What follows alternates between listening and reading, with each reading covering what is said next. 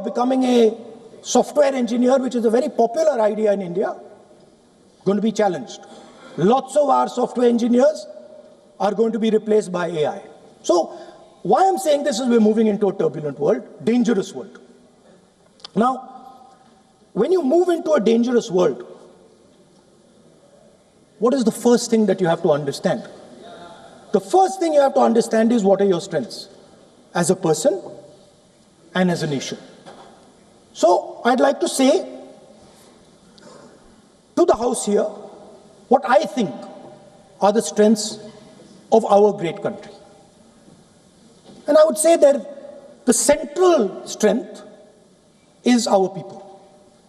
1.4 billion people, brilliant, energetic, dynamic, who can challenge anybody in the world. Biggest strength. But it's not only the people. Because in the 21st century, a very interesting thing has happened. People create data. So we have the biggest data pool on the planet. 1.4 billion people means massive amount of data is being generated in India, and data is wealth. Everybody talks about AI. But talking about AI is like talking about the internal combustion engine without talking about petrol. The petrol for AI is data. So let me repeat that. The petrol for AI is data. Meaning if you have AI and you don't have data, you have nothing. If you have AI and you don't have data, you have nothing. Now, which are the two biggest pools of data on the planet? The Indian pool of data and the Chinese pool of data. They also have 1.4 billion people. We have bigger population than them. We allow more freedom. We allow our people to do more dynamic things. So we have, in fact, more interesting data.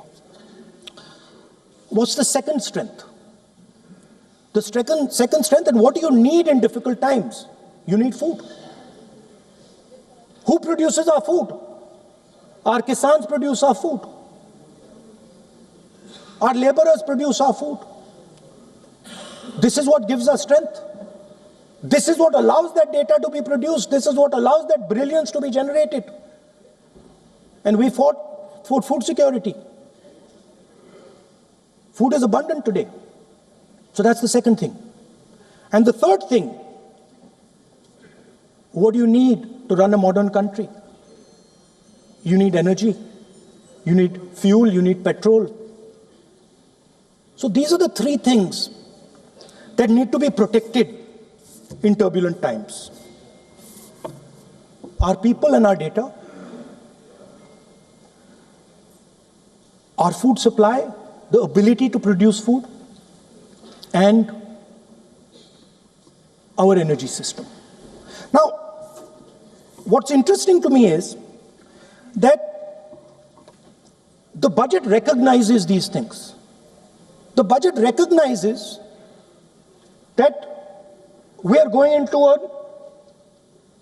dangerous time, intensifying geopolitical conflict. The budget recognizes that energy and finance are being weaponized all across the world. Dollar is being weaponized, dollar is weakening in value, gold, silver prices are going up. Everybody can see this.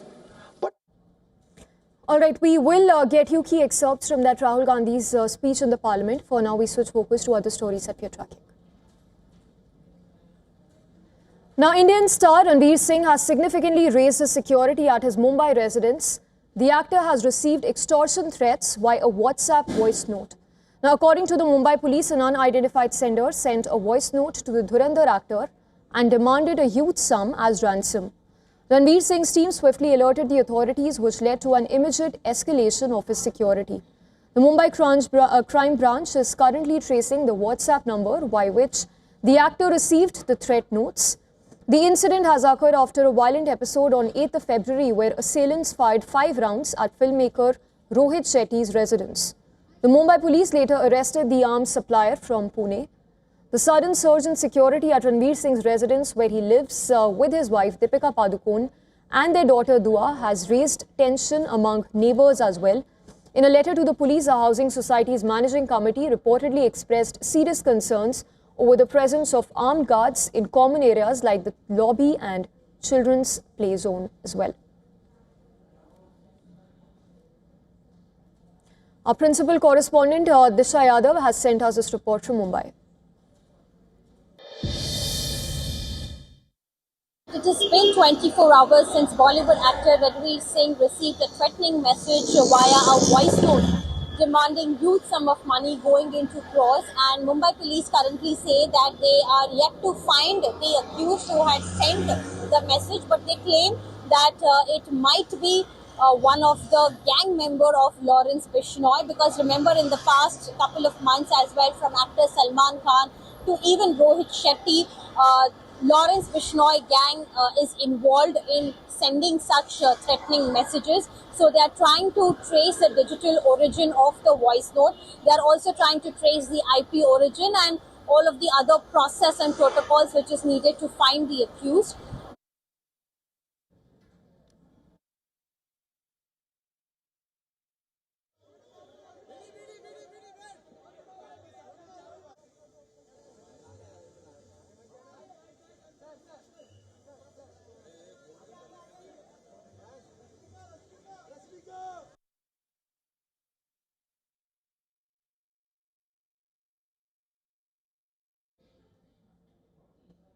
Well, President Donald Trump had just reviewed. Let's move on to other news that we are tracking from the US, where the Justice Department has unredacted more names in the Jeffrey Epstein files after pressure from lawmakers. Well, earlier Congressman Ro Khanna named the 6 high-profile men that are included in the unredacted version of the documents.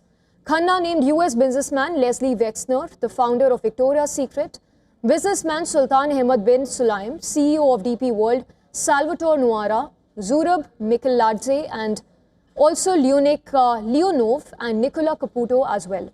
Khanna did not provide evidence of wrongdoing against any of them, nor they have been charged with a crime in connection with Epstein. During his floor speech, Khanna even said that if he and his fellow representatives Thomas Massie found the 6 names while reviewing the files in just 2 hours, adding that he said, and I quote, "Imagine how many men they are covering up for those in the 3 million files." Lawmakers are also calling for action against Commerce Secretary Lutnick, who's admitted to having lunch on Epstein's private island in 2012, 4 years after the disgraced financier was sentenced for procuring a minor for prostitution. I did have lunch with him as I was on a boat going across on a family vacation. My wife was with me, as were my 4 children and nannies. We were on family vacation. We were not apart. To suggest there was anything untoward about that in 2012, I don't recall why we did it. Well, email exchanges included in newly released files also undermine Lutnick's earlier insistence that he had cut all links with the late financier back in 2005. You're in. Well, guess what? The Epstein files new release shows that not only did Howard Lutnick lie to American people, he went into business with Jeffrey Epstein. He visited Epstein Island. And Howard Lutnick did this knowing how evil Epstein was. Republican Congressman Thomas Massie, who co-authored a law mandating the release of the so-called Epstein files, said, and I quote, "Really, Lutnick should make life easier on the president, frankly, and just resign," unquote. But President Trump's administration has stood by Lutnick, with White House Press Secretary Caroline Leavitt saying that the president fully supports him, adding that he remains a very important member of Trump's team.